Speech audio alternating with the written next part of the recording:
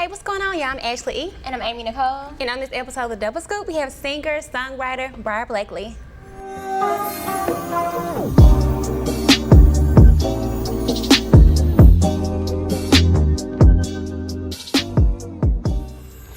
I don't know how far this could go. Roller coaster, baby. And I'm not fond of these highs. So fun until you know just how much it really changes state according to how you feel. The liquid blue touch, liquid blue touch. Love's coming as a fad. Can't stop the current, baby. Ooh, no, no, no.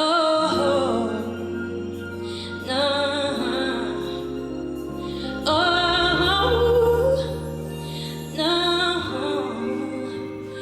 Na-da-do, na-da-do, na-da-do.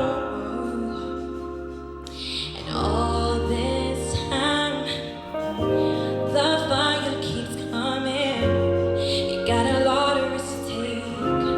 You gotta try for something and can't keep changing your mind. You said you wanted love, but do you really want love? 'Cause I don't know what to do, and I don't know how far this could go. Roller coaster, baby. And I'm not fond of these highs. It's so fun until you know just how much it really changes state according to how you feel. The liquid blue ties, liquid blue ties. Love's coming as a fad. Can't stop the current, baby. Ooh, no, no, no, no, no.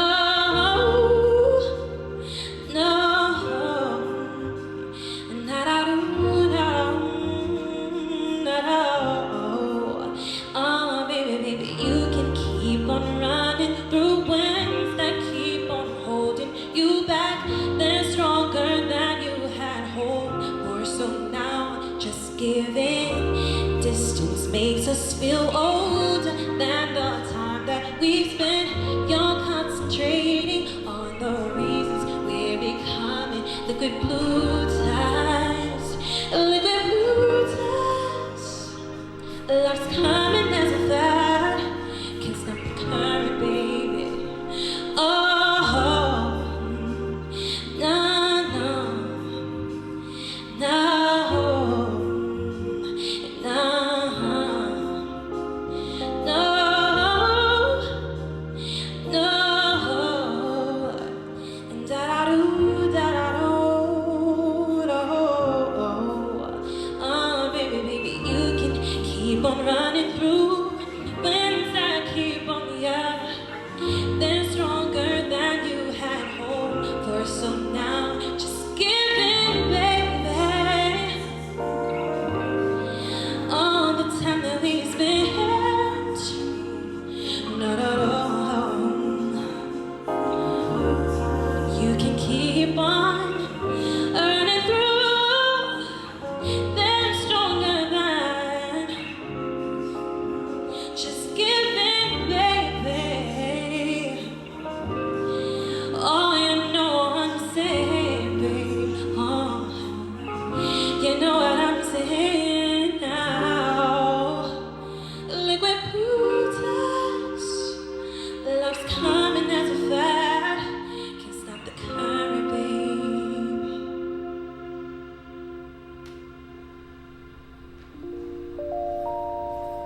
Briar, welcome to the show. Thank you. Thank you for coming out. Of course, of course. You know, it's been, I think the first time I met you was 2016. Do you remember the show Well, at it might have been iFeet? 2015, I think. But it was that show at iFeet. You remember that? So I know, you know, you're a singer and songwriter, but like, how did you get started? Like from the very beginning? So my mom was actually a choir director at our church. It's a very small church in like a rural area of Mississippi, and So she made me start leading songs when I was 5. So at first I was just kind of like talking the words, not really like saying much, but just talking the words. And then eventually I started developing a voice, and that eventually led to me playing piano, you know, after church services, just practicing. Then I started to just play in general, so. And then from there, how did you get into actually like performing and like, I'm gonna like do this as a profession? Right, so I did it for a long period of time, like most of my childhood, and as a teen, I would perform like other people's songs, like cover songs. People would invite me to sing places in the community. So I started off like singing in the community, then I traveled a few places to sing. So it's just been a huge part of like my upbringing, basically. And you were actually like in 2015, you were on The Voice, and you got a chance to work with Pharrell Williams, and you were mentored by Lionel Richie. Yeah. Like, how was that experience? Because they're like really like legendary artists. Yeah, it was a very, very surreal experience. Like, in the moment, it was something that happened, but when I was actually going through the show, I mean, there was so much leading up to it. Like, you audition about 4 times before you're actually on the show. So all of that was a part of the process of me traveling back and forth to California. So that was really fun. I was able to be there. I had never been to LA, and so that was an experience. And I mean, Pharrell just seemed like a more genuine person once we were able to actually work with him on the show for the period of time that I was on there.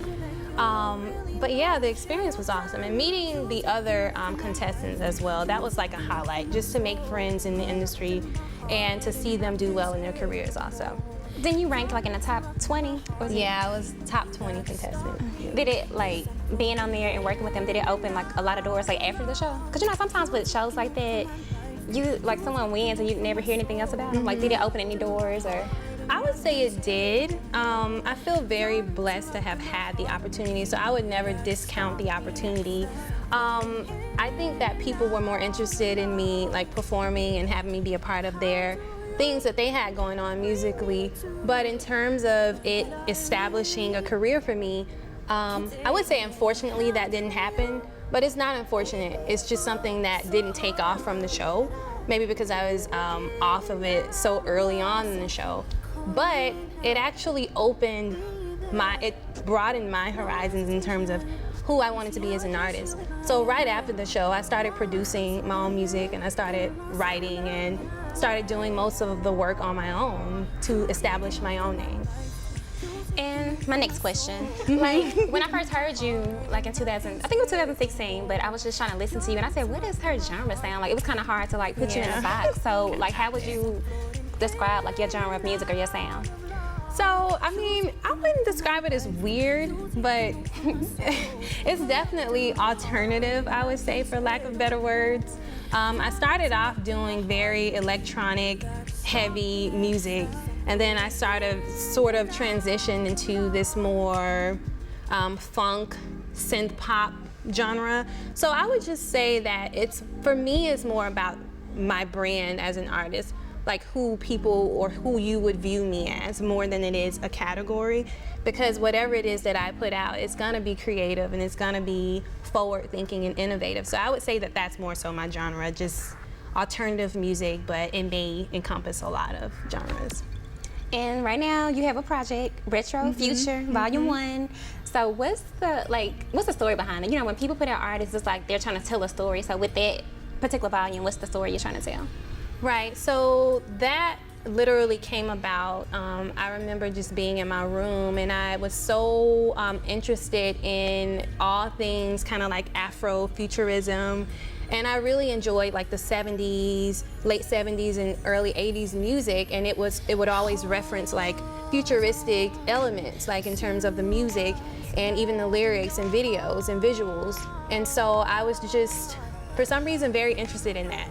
And I found myself enjoying it creatively too, and so that just inspired my entire EP, and hopefully it will reflect throughout the other volumes that will be released. One of my favorite songs off the EP was Merry-Go. I like all the songs, but that was like my favorite. Like, what was the inspiration behind that song? Because it seems like you kind of focus a lot on like love.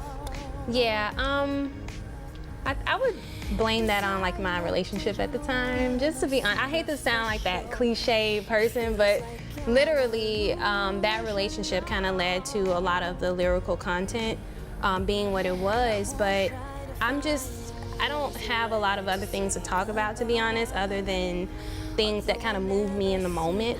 And so with Merry Go, I just so happened I was rushing to go to the studio.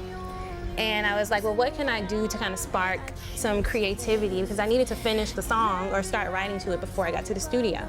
And so I started writing, and then I remember just going to a place of sadness, and I started crying. And so I made a sample from me kind of crying out the words to the song, and then it became Merry Go. What's like your long-term goals for your career? Like, where do you see yourself like 5 to 7 years from now? 5 to 7 years from now, I definitely want to be a songwriter. That's something that I aspire to do. Simply because I want to be able to give the visions that I have within myself to other people. So I might not be able to write something for myself right now, but maybe I can be creative in a way to write something for someone else. So that's something that I look forward to doing. I don't see it being limited to me being a musical person, but just a creative in general. So that can lead to many other things. Like, I definitely want to be an entrepreneur in my own right. So, yeah. When I first met you, you were going by Briar Lunar. So what made you go from Lunar to Blakley? Like, what was the name change? So the name change was really, at the time when I was going by Briar Lunar, I think I was tapping into something that I thought I wanted to become, if that makes sense. So it was more so like an alter ego situation, but I thought that I would be more creative by changing my name. And in actuality, I came to realize that I really did just like my government name. Like, why can't I just go by my name and not be confined to feeling like I needed to have an interesting name? Like, I just wanted to grow into who I am, and who I am is Briar Blakley, so. Okay, well, everyone that comes on the show, we have a double scoop segment. So what it is, it's like a lightning round of questions, like 6 questions. So the first thing that comes to your mind, just, say it, okay, as fast as you can. All right, so who are 2 artists that have influenced your music?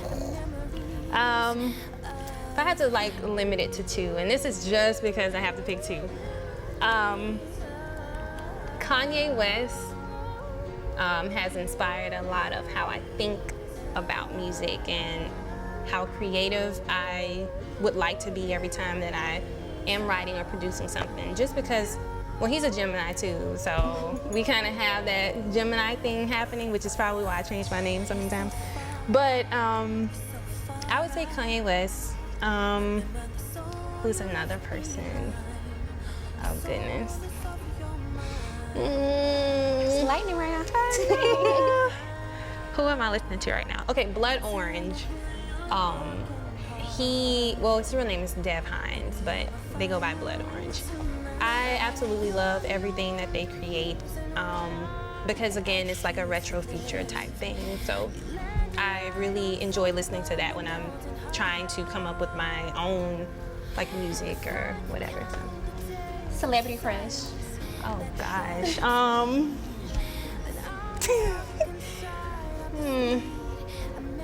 Celebrity crush.